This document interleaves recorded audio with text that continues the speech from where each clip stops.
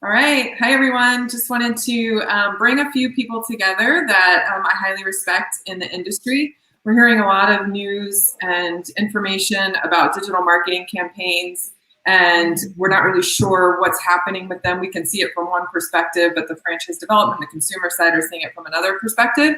So I think there's a lot of questions out there during this crisis, and I thought it would be nice to bring a bunch of people together who are all seeing it from the front lines, from the marketing side. So I'm Liane Caruso, VP of 1851, and I have Aubree, Jam, and Josh with me, and they're going to introduce themselves and tell you who they are, and then we're going to kind of dive into an open conversation. Aubree, you go. So yeah, I'm Aubree. I'm part of the sales team at C Squared Social out of San Diego. Nice. Josh Allen, Senior Director of Marketing at Location 3 in Denver. Hi, Jam Hashmi. I'm the CEO of ClickText, which is a digital marketing agency, as well as Franchise Soft, which is a franchise management software based out of Toronto. Awesome. Well, thank you all for taking time over your schedules. I know we're all kind of super busy, hectic. You had to brush your hair today. So thank you for taking the time. I know that we're getting a lot of questions from our clients, and I know you guys are too. So I just thought it would be great to just hear and see what you're saying and kind of have a mastermind of sorts from a digital marketing perspective.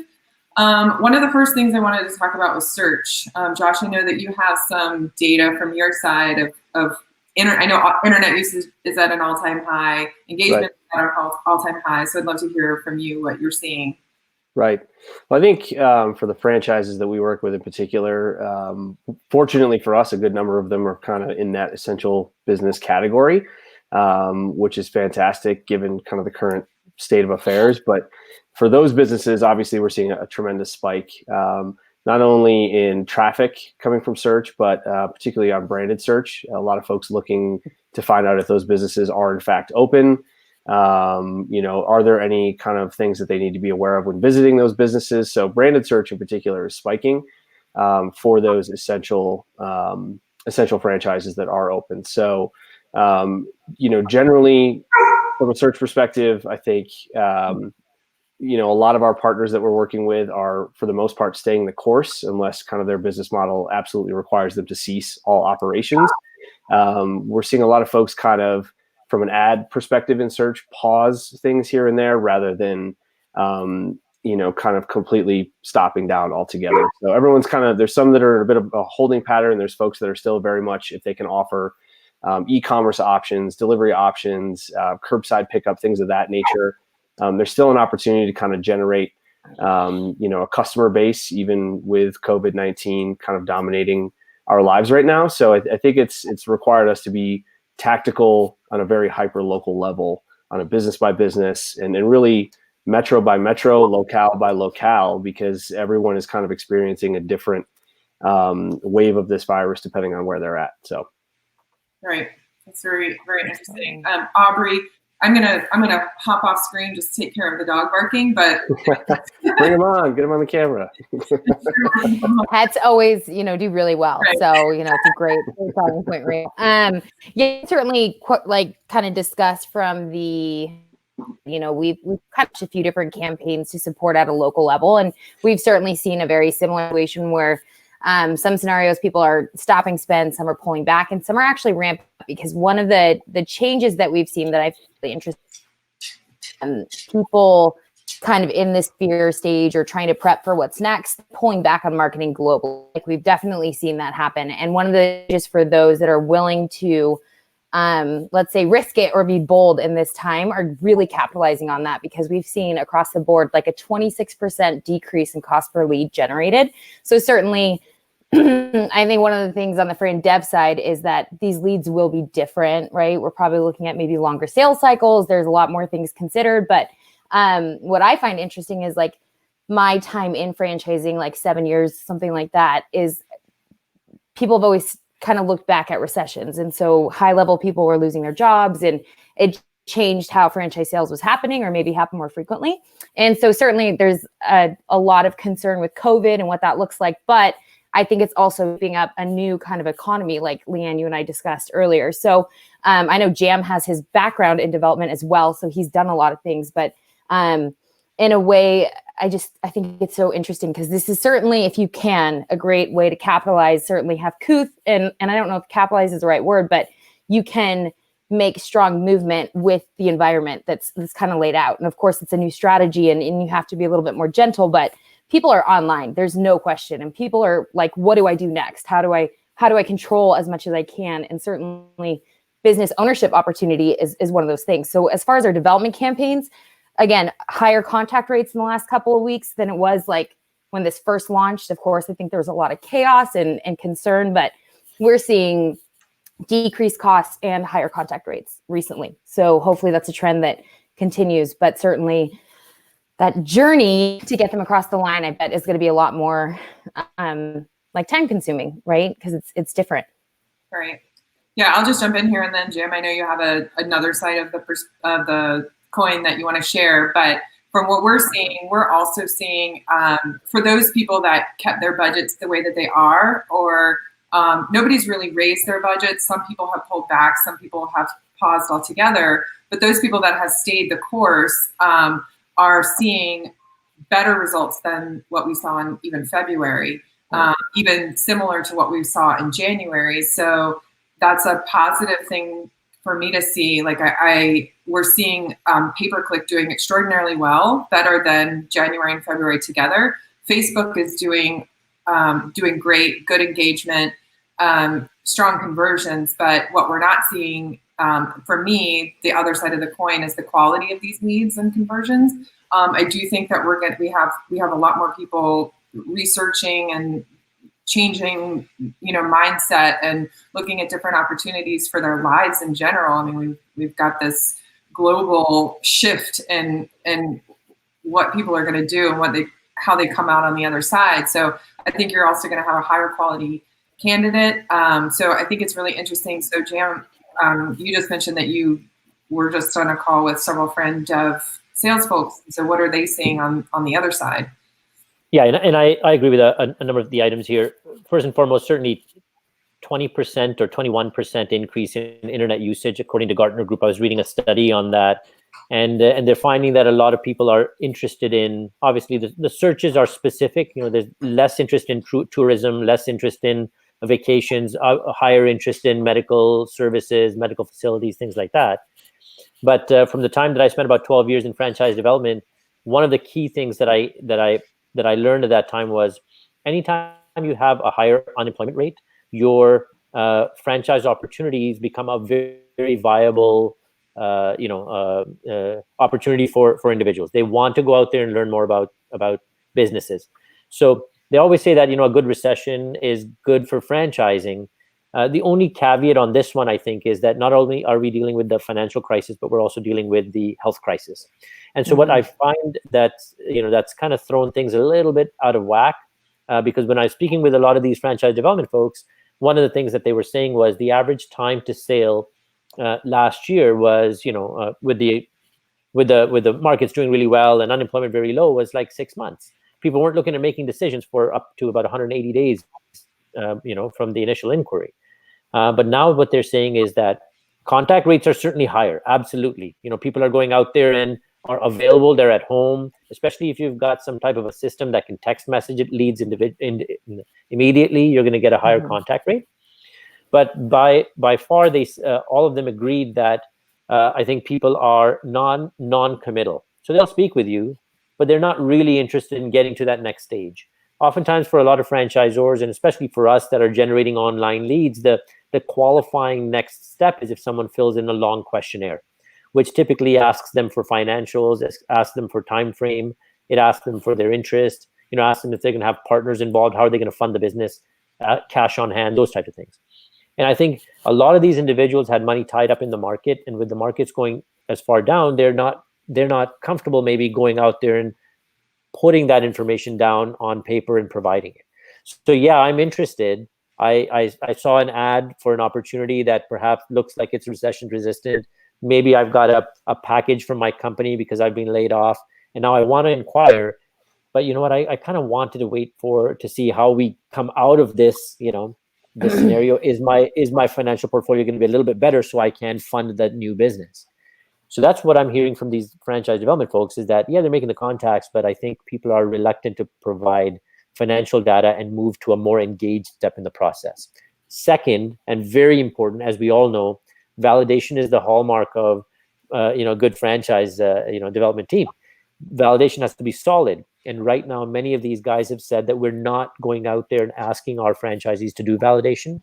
In fact, some of them have sent out emails asking them, hey, I understand it kind of sucks right now, but would you still be willing to validate? And they're saying, less than half or approximately half of the people of their existing franchise network is coming back and saying, yeah, they'll do it. But the problem is, even good validators from January may not be good validators today. And so they're nervous to get candidates to that stage and then sending them to validation when, they may not hear what they need to hear in order to move forward. So that's what we're hearing on the franchise development side. Mm-hmm. Do you guys have any shifts that you're doing in campaigns, either changing tactics or messaging, or do you think, like, one of the things that we're doing is, I think LinkedIn is a good place for social, for advertising right now, which I don't always agree that it's the best place. I wonder what your thoughts are on what you guys are doing to get creative or to change direction. I can jump in if you. One of the things that thanks, Aubree. One of the things that we're finding is, you have to be very sensitive about hitting up people today with a sales message. So if your marketing message on your ads, on your Facebook ads or banners or whatever was, get involved in our business because we're awesome, or you have to be very careful how you go out there and message that. And so I was just reading a study from Bain and Company Inc., and they're talking about what type of message to hit up that would resonate with people today. And so they brought it down to three main factors. Make sure your marketing message, whether it's on the consumer side or on the franchise development side, number one, the message should go out there and talk to how your product, service, solution, or franchise opportunity reduces risk. So that's the first thing, very important. So you've got to weave that into your messaging, whether it's organic, whether it's paid. You've got to have words that talk to reducing risk, because everybody's feeling that right now, right? They need to get into a safe haven. If everything is in turmoil, they want to go to a place where there's a perceived lower risk. The second thing that they always say that I read in the study was, you've got to have messaging that talks to reducing anxiety. So reducing risk is one thing. In business, you can go out there and say, hey, it's a franchise, it's a proven system. We've got, processes, we've got a track record that can show reduced risk. But how do you reduce anxiety? People are feeling anxious right now. They don't, you can have the proven system, but they still may not act because they're internally feeling anxious. So how is your marketing message going out there and reducing anxiety? And I think the third thing, which was very relevant, was nowadays with social distancing, with nobody's able to see each other, and we're kind of, the most contact we have is jumping on a call like this where we get to see each other. How are we providing a means of people to feel like there's a sense of belonging? And how are we promoting affiliations so that they feel like they're part of something bigger than just trying to being out on their own? So if we can target our marketing message around those three areas, I feel it will resonate more, and we may have individuals that we can help move to the next step in the process. Agree with that.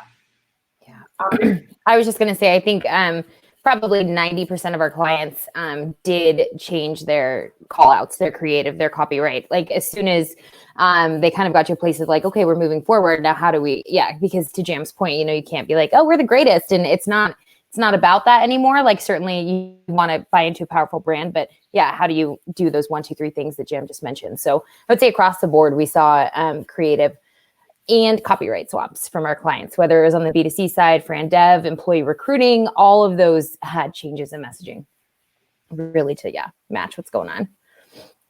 Yeah, Josh, do you have any examples or unique ideas that you guys have used to shift?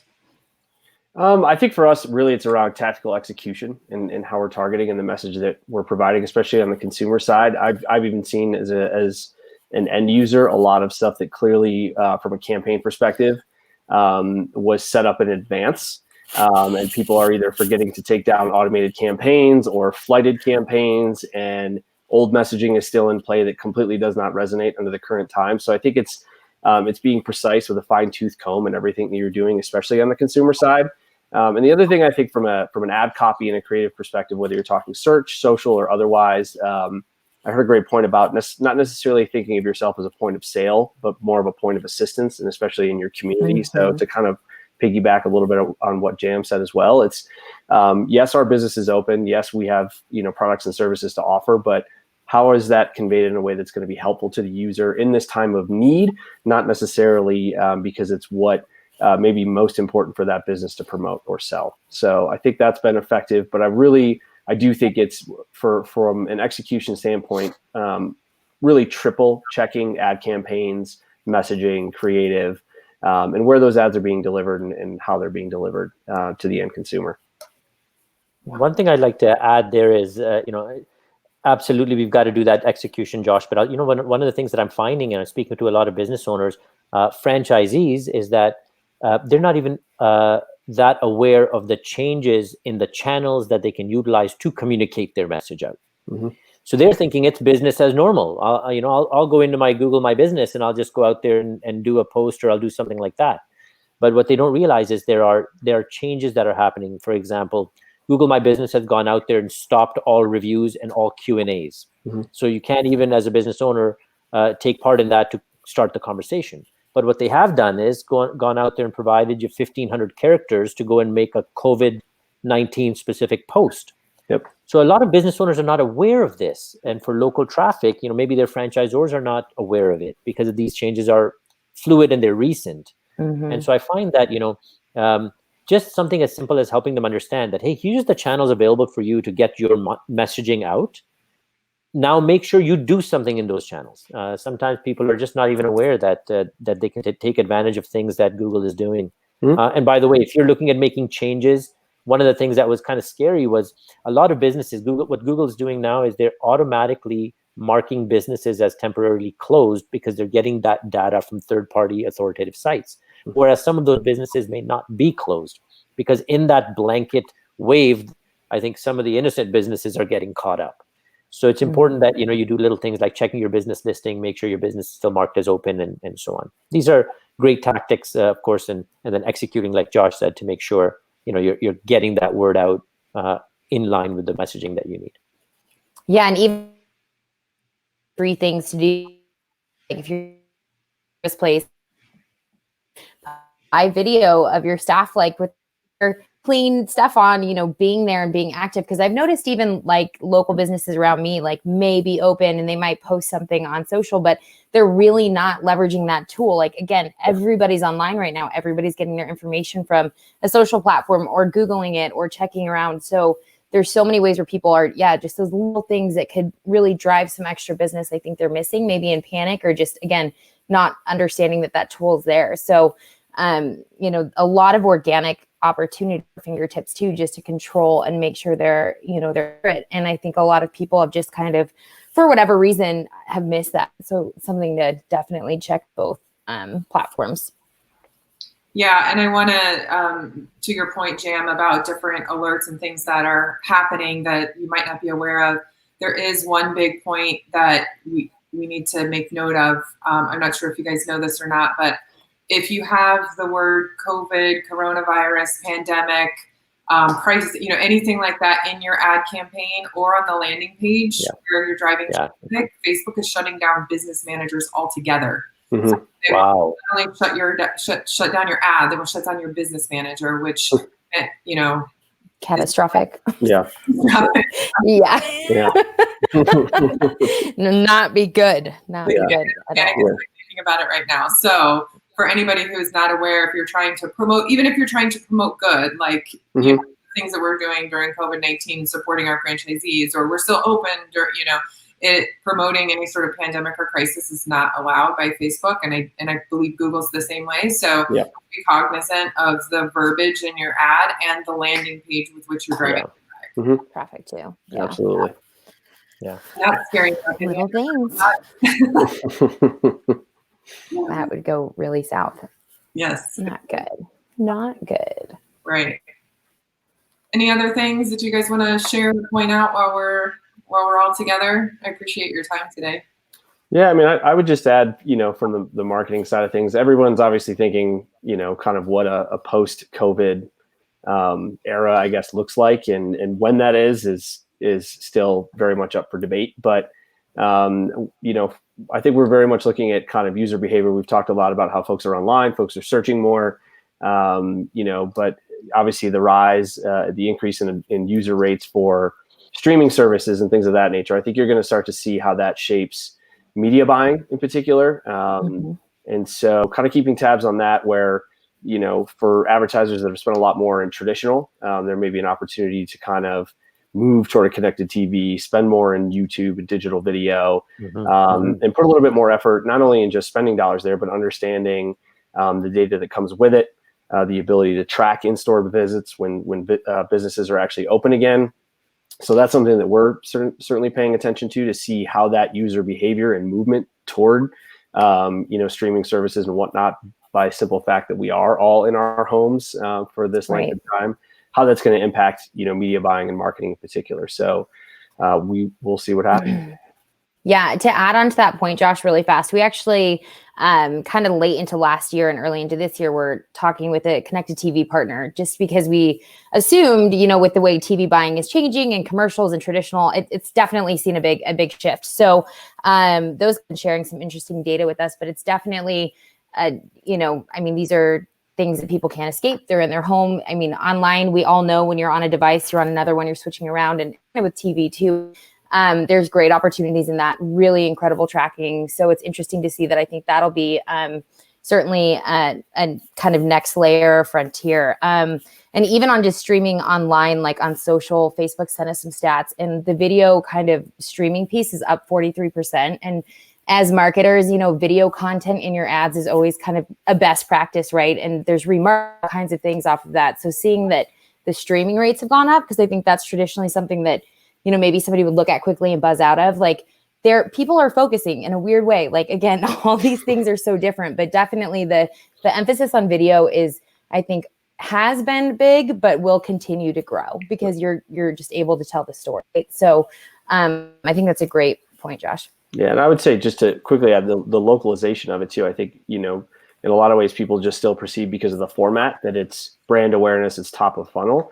But with connected TV, with some of these other channels, the ability to localize even the calls to action for that end user, those capabilities have existed for a while. And I think now, because more and more folks are engaging with them, the ability, I guess the perception of what that media looks like and where it lives in that funnel is going to shift as well. So for franchisees, I think there's a lot of opportunity, knowing that you can localize a lot of those campaigns, where maybe the perception wasn't always there that was the case. Right. One thing for franchisors that I'd leave in, this is probably the last thing I'm going to say on this topic, but I think if franchisors are thinking, hey, what type of content is relevant to be putting out? If we're not doing ads and we don't want to go out there and do any of that stuff, but we want to go and do some more organic, homegrown content, what can we put out there that's relevant?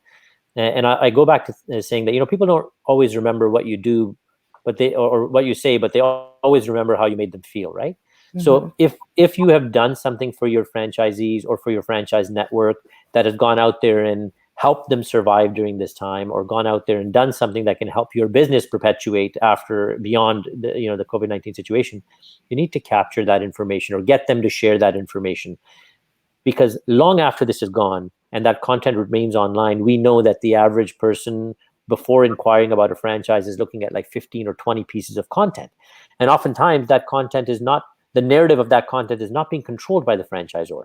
So if we can go out there and utilize this time to have some of our franchisees post stories about what the franchisor has done, or how their business is being able to survive based on things that have, that the network, the franchisor has done for the network. I mean, those stories, those feel-good stories will be there, and they'll help you a lot when it comes to finding good candidates after this is over. Yeah. Authenticity is key for sure. Yeah. Absolutely. Sure. All right. Well, on that note, thank you guys again. Say hello to your dog. Hi, everybody. All right. See you guys later. See ya. All right. Thanks, everyone. All the best. Yeah.